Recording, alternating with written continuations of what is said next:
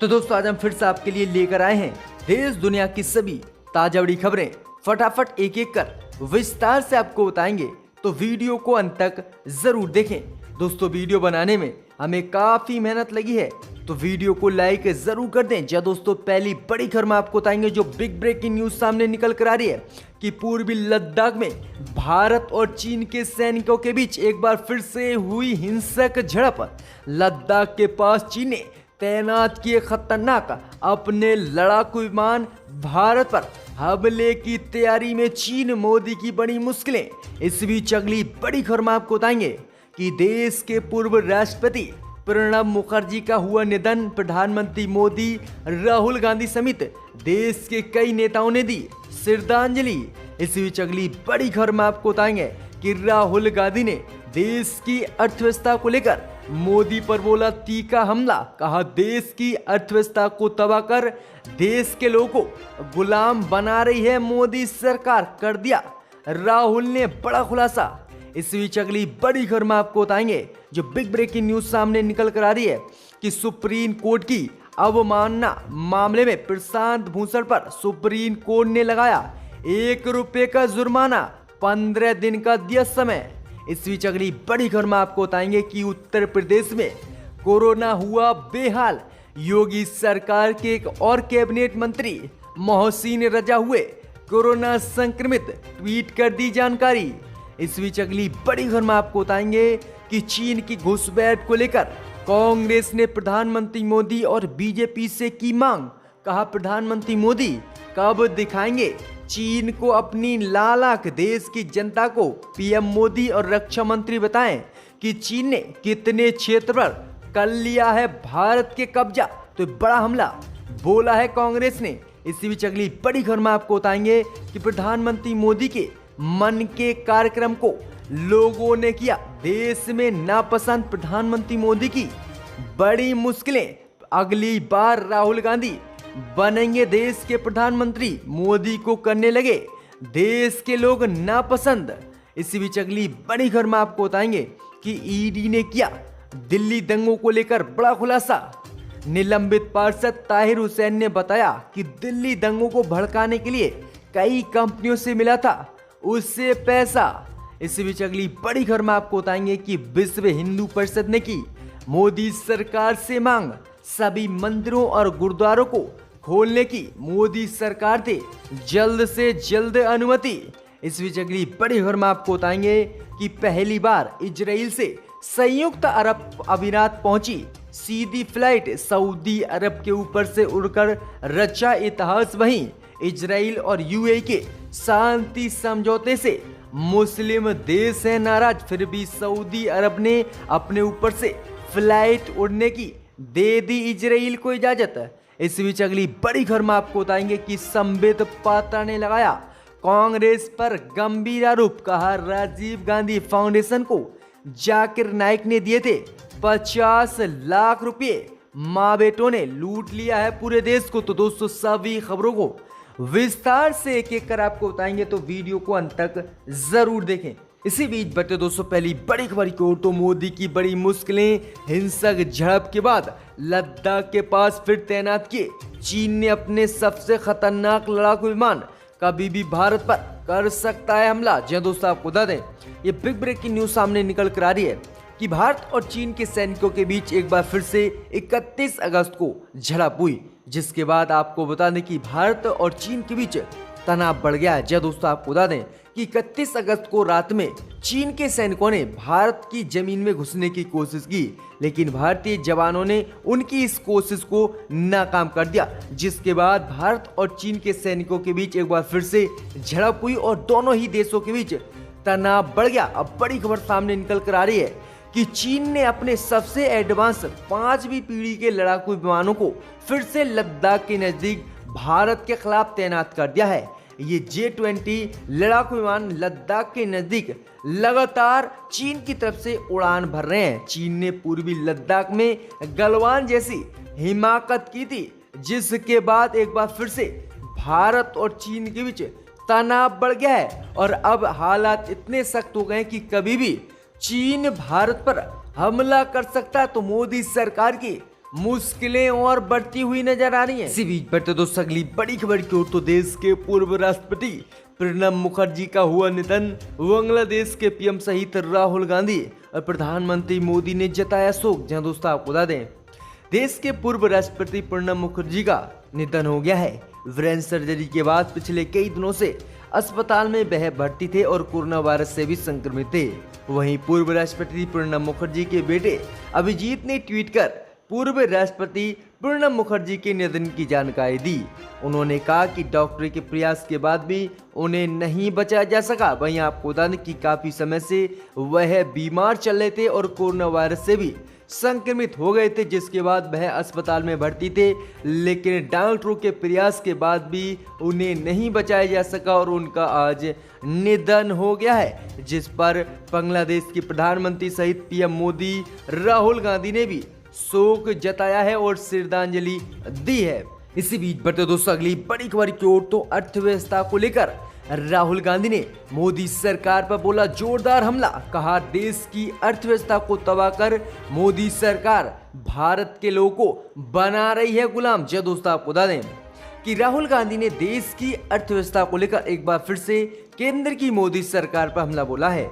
राहुल गांधी ने मोदी सरकार पर आरोप लगाया है कि मोदी सरकार देश की अर्थव्यवस्था को तबाह करके लोगों को गुलाम बनाने की कोशिश कर रही है। राहुल गांधी ने ट्वीट कर कहा कि पिछले 40 वर्षों में पहली बार देश की अर्थव्यवस्था तबाह हुई है और भारत में सबसे ज्यादा मंदी इस साल आई है। राहुल गांधी ने और आरोप लगाया है कि भाजपा सरकार में असंगठित अर्थव्यवस्था पर अतिक्रमण किया गया है और लोगों को गुलाम बनाने की मोदी सरकार की तरफ से कोशिश की जा रही है। राहुल गांधी ने आगे कहा कि 2008 में पूरी दुनिया में जबरदस्त आर्थिक मंदी आई।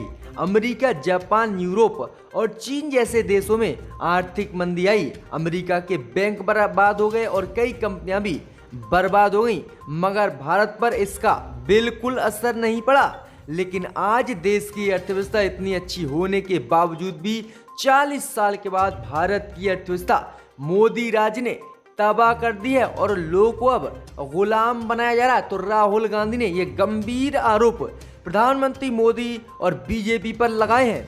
इसी बीच बढ़ते दोस्तों अगली बड़ी खबर की ओर तो यूपी में कोरोना हुआ बेहाल। 54,788 एक्टिव केस। वहीं बीजेपी के कैबिनेट मंत्री मोहसिन रजा को भी हुआ कोरोना। जहां दोस्तों आपको बता दें ये बड़ी खबर सामने निकल कर आ रही है कि उत्तर प्रदेश में लगातार कोरोना महामारी चरम पर है और योगी सरकार इसे रोकने में बिल्कुल विफल हुई है, जिसके बाद इलाहाबाद हाईकोर्ट ने भी योगी को फटकार लगाई थी। लेकिन इस बीच बड़ी खबर सामने निकल कर आ रही है कि उत्तर प्रदेश में योगी आदित्यनाथ सरकार के एक और कैबिनेट मंत्री कोरोना महामारी से संक्रमित हो गए और उन्होंने ट्वीट कर इसकी जानकारी दी है। जी दोस्तों आपको बता दें कि यूपी सरकार के कैबिनेट मंत्री मोहसिन रजा कोरोना संक्रमित हो गए हैं और उन्होंने इसकी जानकारी ट्वीट कर दी है। उन्होंने कहा कि मेरे स्टाफ में कुछ लोग कोरोना पॉजिटिव पाए गए थे। मुझे कोरोना के शुरुआती लक्षण दिखे थे, जिसके चलते मैंने आज अपनी कोविड-19 की जांच कराई जो पॉजिटिव आई। और उन्होंने कहा कि जो लोग भी मेरे संपर्क में आए हैं वह भी अपनी जांच करा लें। तो योगी सरकार के एक और कैबिनेट मंत्री मोहसिन रजा को कोरोना हो गया है। इसी बीच बढ़ते दोस्तों अगली बड़ी खबर की ओर तो दिल्ली में CAA के खिलाफ दंगे भड़काने के लिए ताहिर हुसैन को मिले थे कई कंपनियों से पैसे। ईडी ने किया खुलासा। जहां दोस्तों आपको बता दें कि ईडी ने सोमवार को दिल्ली दंगों और मनी लॉन्ड्रिंग के आरोप में ताहिर हुसैन से पूछताछ की। इस पूछताछ में ईडी ने बताया कि ताहिर हुसैन को CAA के खिलाफ दंगे भड़काने के लिए कई कंपनियों से पैसे मिले थे। वहीं 28 अगस्त को दिल्ली की एक अदालत से ईडी को ताहिर की 6 दिनों की कस्टडी मिली थी और सोमवार को ईडी ने ताहिर हुसैन की तिहाड़ जेल से लाकर अपने दफ्तर में पूछताछ की। और इस पूछताछ में ताहिर हुसैन ने बताया है कि उसे कई कंपनियों से CAA और NRC के खिलाफ दंगे भड़काने के लिए पैसे मिले थे और उसने इसका उपयोग भी किया है। तो ये बड़ी खबर सामने निकल कर आ रही कि ताहिर हुसैन ने इस दंगे को भड़काने की पूरी स्क्रिप्ट ईडी को बताई है। इसी बीच बढ़ते दोस्तों अगली बड़ी खबर की ओर तो सुप्रीम कोर्ट की अवमानना मामले में सुप्रीम कोर्ट ने प्रशांत भूषण पर लगाया ₹1 का जुर्माना। जब दोस्तों आपको बता दें कि देश के वरिष्ठ वकील प्रशांत भूषण के खिलाफ सुप्रीम कोर्ट की अवमानना मामले में सुप्रीम कोर्ट ने प्रशांत भूषण पर फैसला सुनाते हुए ₹1 का जुर्माना लगाया है। सुप्रीम कोर्ट ने भूषण को 15 सितंबर तक ₹1 का जुर्माना जमा करने को कहा है। जुर्माना नहीं देने पर उन्हें 3 महीने की सजा होगी और 3 साल तक के लिए वकालत पर रोक लगा दी जाएगी। शीर्ष अदालत के फैसले के बाद प्रशांत भूषण अपने आगे की रणनीति का खुलासा करेंगे, क्योंकि 25 अगस्त को सुनवाई के दौरान सुप्रीम कोर्ट से माफी मांगने से प्रशांत भूषण ने साफ इनकार कर दिया था और अपनी जिद पर अड़ गए थे, जिसके बाद आज सुप्रीम कोर्ट ने अपना फैसला सुनाया। इसी बीच बढ़ते दोस्तों अगली बड़ी खबर की ओर तो पहली बार इजराइल से संयुक्त अरब अमीरात पहुंची सीधी फ्लाइट सऊदी अरब के ऊपर से उड़कर रचा इतिहास। जहां दोस्तों आपको बता दें कि इन दिनों इजराइल और यूएई यानी संयुक्त अरब अमीरात के बीच डोनाल्ड ट्रंप ने शांति समझौता कराया और जिसके बाद आज इजराइल से यूएई पहली सीधी फ्लाइट सऊदी अरब के ऊपर से उड़कर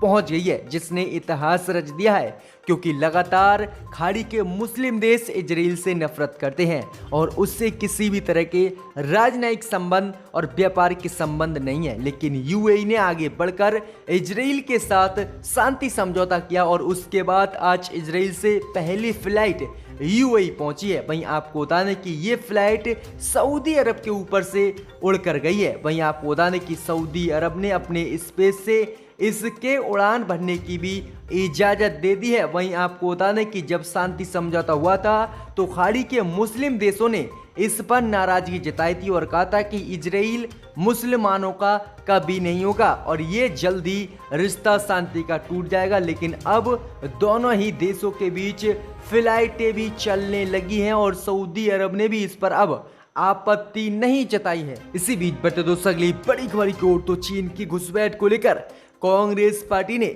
पीएम मोदी से की मांग। कहा पीएम मोदी कब दिखाएंगे चीन को अपनी लालाक। जी दोस्तों आपको बता दें कि भारत के क्षेत्र में चीन लगातार घुसपैठ की कोशिश कर रहा है और इस घुसपैठ की कोशिश को सोमवार को भारतीय सेना ने नाकाम कर दिया। अब इसी को लेकर कांग्रेस पार्टी ने एक वीडियो जारी कर केंद्र की मोदी सरकार पर निशाना साधा है। कांग्रेस ने कहा है कि आए दिन भारत की जमीन पर चीन लगातार हमले की कोशिश कर रहा है और भारतीय जमीन कब्जाने की कोशिश कर रहा है, लेकिन प्रधानमंत्री मोदी और रक्षा मंत्री आखिरकार कहां जाके छुपे हुए हैं और वह अपनी लालक चीन को कब दिखाएंगे, चीन को करारा जवाब कब दिया जाएगा। वहीं कांग्रेस पार्टी ने कहा है कि हमारी मांग है कि प्रधानमंत्री मोदी और रक्षा मंत्री राजनाथ सिंह पूरी स्थिति से देश को अवगत कराएं। ये भी बताया जाए कि चीन के कब्जे से भारतीय जमीन को कब मुक्त बीजेपी और प्रधानमंत्री मोदी कराएंगे। तो ये काफी बड़ी मांग कांग्रेस पार्टी ने चीन की भारत में घुसपैठ को लेकर कर दी है। मोदी की और मुश्किलें बढ़ती। इसी बीच बढ़ते दोस्तों अगली बड़ी खबर की ओर तो प्रधानमंत्री मोदी को लगा एक और बड़ा झटका। पीएम मोदी के कार्यक्रम मन की बात को भारत के लोगों ने किया नापसंद। जय दोस्तों आपको बता दें कि कोरोना महामारी के बीच प्रधानमंत्री मोदी ने 30 अगस्त को अपने मासिक रेडियो कार्यक्रम मन की बात के जरिए देश को संबोधित किया। ये मन की बात कार्यक्रम का 68वां एपिसोड था। ये कार्यक्रम हर महीने के अंत में 11 बजे रेडियो और दूरदर्शन पर प्रसारित किया जाता है, लेकिन इस बार जो हुआ उसके बाद मोदी सरकार की मुश्किलें और बढ़ गई हैं। दरअसल कार्यक्रम मन की बात का एपिसोड भारतीय जनता पार्टी और नरेंद्र मोदी के ऑफिशियल यूट्यूब चैनल पर अपलोड किया गया था। इसके कुछ ही देर बाद एपिसोड पर डिसलाइकर यानी नापसंद करने वाले लोगों की संख्या बड़ी तादाद में आई और लोगों ने मन की बात प्रधानमंत्री के कार्यक्रम को जो है बर्खास्त किया और नापसंद किया, जिसके बाद प्रधानमंत्री मोदी की मुश्किलें और बढ़ गई हैं। यानी प्रधानमंत्री मोदी के मन की बात नहीं, जनता सिर्फ काम की बात और विकास की बात सुनना चाहती है। तो प्रधानमंत्री मोदी के मन की बात का देश की जनता ने बड़े पैमाने पर बहिष्कार किया है, जिसके बाद मोदी सरकार को ये तगड़ा झटका लगा है। इसी बीच बढ़ते दोस्तों अगली बड़ी खबर की ओर तो विश्व हिंदू परिषद ने मोदी सरकार से की मांग, सभी मंदिरों और गुरुद्वारों को खोलने की अनुमति दे सरकार। जी दोस्तों, आपको बता दें कि देश में कोरोना महामारी इस समय चरम पर है और इसी को देखते हुए केंद्र की मोदी सरकार ने धार्मिक स्थल खोलने की इजाजत नहीं दी है। वहीं आपको बता दें कि अब इसी को लेकर विश्व हिंदू परिषद ने केंद्र की मोदी सरकार से मांग की है कि देश भर के सभी मंदिरों, गुरुद्वारों, आश्रमों और अन्य पूजा स्थलों को खोलने की मोदी सरकार तत्काल अनुमति दे। उन्होंने कहा कि कोरोना संक्रमण को रोकने के सभी उपाय के साथ अब सभी धार्मिक स्थलों को पहले की तरह मोदी सरकार द्वारा खोला जाना चाहिए। वहीं आपको बता दें कि विश्व हिंदू परिषद ने कहा है कि जिस तरह से कोरोना महामारी लॉकडाउन लगाने के बाद भी देश से खत्म नहीं, इसी बीच अगर इसको खत्म करना है तो देश के सभी मंदिरों, गुरुद्वारों और अन्य पूजा केंद्रों को खोला जाना चाहिए, जिससे इससे छुटकारा मिल सके। तो ये बड़ी मांग विश्व हिंदू परिषद ने मोदी सरकार से कर दी है। इसी बीच बढ़ते दोस्तों अगली बड़ी खबर की ओर तो बीजेपी प्रवक्ता संबित पात्रा ने कांग्रेस पर लगाया बड़ा आरोप। कहा जाकिर नाइक से मिले थे 50 लाख रुपए राजीव गांधी फाउंडेशन को। जय दोस्तों, आपको बता दें कि बीजेपी पार्टी के राष्ट्रीय प्रवक्ता संबित पात्रा ने सोमवार को कांग्रेस पर जमकर हमला बोलते हुए गंभीर आरोप लगाए हैं। संबित पात्रा ने कांग्रेस पर आरोप लगाते हुए कहा कि जाकिर नाइक की इस्लामिक रिसर्च फाउंडेशन पर भी देश में जांच चल रही है। इस फाउंडेशन ने 8 जुलाई 2011 को 50 लाख रुपए राजीव गांधी फाउंडेशन को दिए हैं। संबित पात्रा ने कहा कि जैसा कि हम सभी जानते हैं कि देश के जेपी नड्डा ने कांग्रेस के राजीव गांधी फाउंडेशन के बारे में खुलासा किया और उन्होंने बताया कि यहाँ किस तरह से भ्रष्टाचार हो रहा है और अपने माँ बाप के पैसे को किस तरह से भ्रष्टाचार के रूप में ये लोग जमा कर रहे हैं। तो ये काफी बड़ा हमला बोला है बीजेपी प्रवक्ता संबित पात्रा ने। इनको दोबारा